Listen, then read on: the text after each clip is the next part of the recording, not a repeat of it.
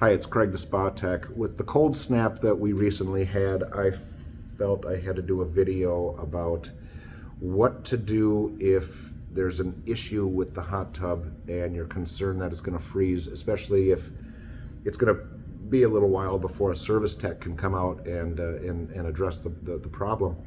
Uh, we've had some instances where somebody has panicked. I mean, my spa's going to freeze. My spa's going to freeze. They can't be out here until like day after tomorrow. And they panic and drain the tub. And sometimes that is the worst thing to do, is to drain the tub. One time I had a customer call up and he says, my spa's not heating. The water's down to 70 degrees. I'm afraid it's going to freeze. It's going to damage the tub.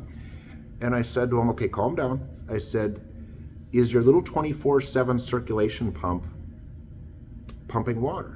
And he checks it out. He's like, well, I'm not sure. And I said, put your hand in front of that tiny little hole in the filter well. Do you feel water spitting out of that little hole? And he goes, yeah, I feel water. It's like, okay, your circ pump is working.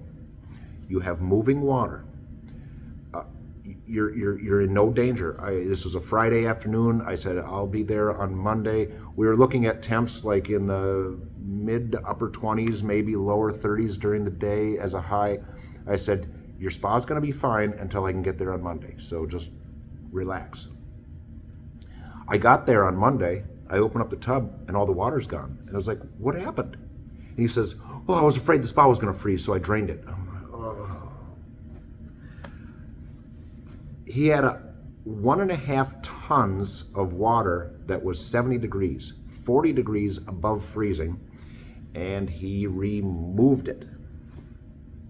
The worst thing he could have done. What little water remained in the shell was frozen. The large amounts of water that remained in the pipes and plumbing in the equipment compartment was frozen. And I said, I can't fix your tub now. We can't fill it. Your pumps are frozen. We can't get this going. I can't troubleshoot what happened. So draining your tub in the cold weather when there's a problem, as I said, is the worst thing you can do. A tiny little space heater about the size of like a small coffee can, 200 watt. You can take the service door off here, set the space heater in there in a way where it's not blowing directly on something, and put the service door back on. That's going to keep that equipment compartment a nice warm 80 degrees in there. I've had some people take a space heater about the size of a lunchbox that has a low setting and a high setting, and we tell them, put it on the low setting with a thermostat dial in the middle. It's just going to keep your equipment compartment nice, warm room temperature. And we get there and they got the thing on high and it's cranked all the way up and they're melting plastic in there. I mean, low intensity heat source in this small space is all you need for freeze protection. So, and common sense goes a long way. I've had instances where we say, if you have a small space heater on a low setting,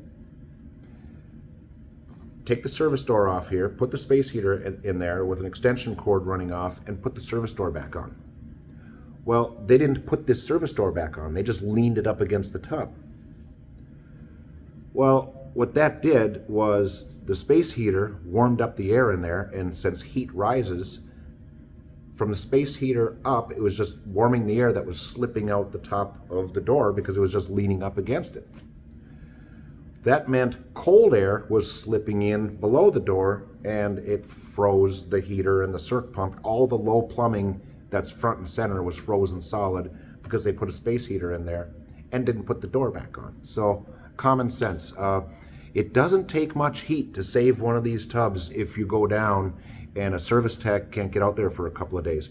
A long time ago, we used to tell people, back before the days of LED bulbs and CFL bulbs, we used to tell people, do you have one of those caged trouble lights for working on your car? And they'd say, yeah. It's like, as long as that's got like a 60 or a 75 watt bulb in there, not a 100 watt bulb, like a 60 or a 75, take that service door off, put that caged trouble light in there in a place where it's not touching anything plastic, and put the door back on.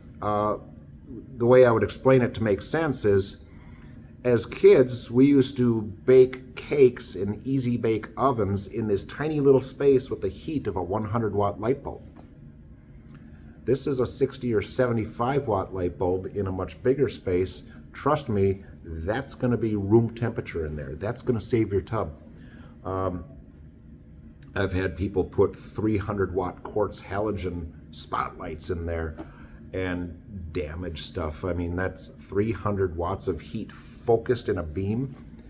Not good. Low intensity, small space heater, low setting with a thermostat dial in the middle. That's all you need. And put the door back on and have the cord safely run off to an outlet somewhere. And draining your tub is the worst thing you can do. Sometimes just common sense, if your tub is in a high limit error, blue light is flashing, meaning the heater's overheating. Well, first thing, check your filters. Make sure you got clean filters. But if you have a circ pump problem, your spa's going into a high limit. On the older tubs, it was the red power light. Power down both breakers, and then power up just the one breaker that powers up the spa. Don't power up the heater breaker. So the spa comes online, and jet pumps work. Then you throw on the heater breaker, and after a few moments, the spa goes into the high limit error, which locks out the spa. Common sense, kill both breakers and power up just the one breaker and leave the other breaker off. So now when your spa powers up, you can run the jet pumps. Running the jet pumps is freeze protection. You can actually overheat these tubs if you have the cover on and you're running the jet pumps with the cover closed. But in a freeze situation, that can be a lifesaver. Just running your jet pump, letting it time out like an hour later with the cover on, and doing this like 3 or 4 times a day, that's generating a lot of heat and keeping water moving. That's freeze protection. So little common sense. What does it take? What is it going to take to save my spa in these freezing temps until a service tech can come out here? That's the purpose of this video. Just to let you know, in the wintertime, if your spa's not heating, don't panic. Call your dealer and say, what can I do? Maybe they can talk you through it. Maybe they can talk through troubleshooting, and then you say, oh yeah, it is a dirty filter. Hey, thanks. You don't have to come out here. You helped me save my spa and fix my spa. So don't panic. This is Craig the Spa Tech. Catch you later.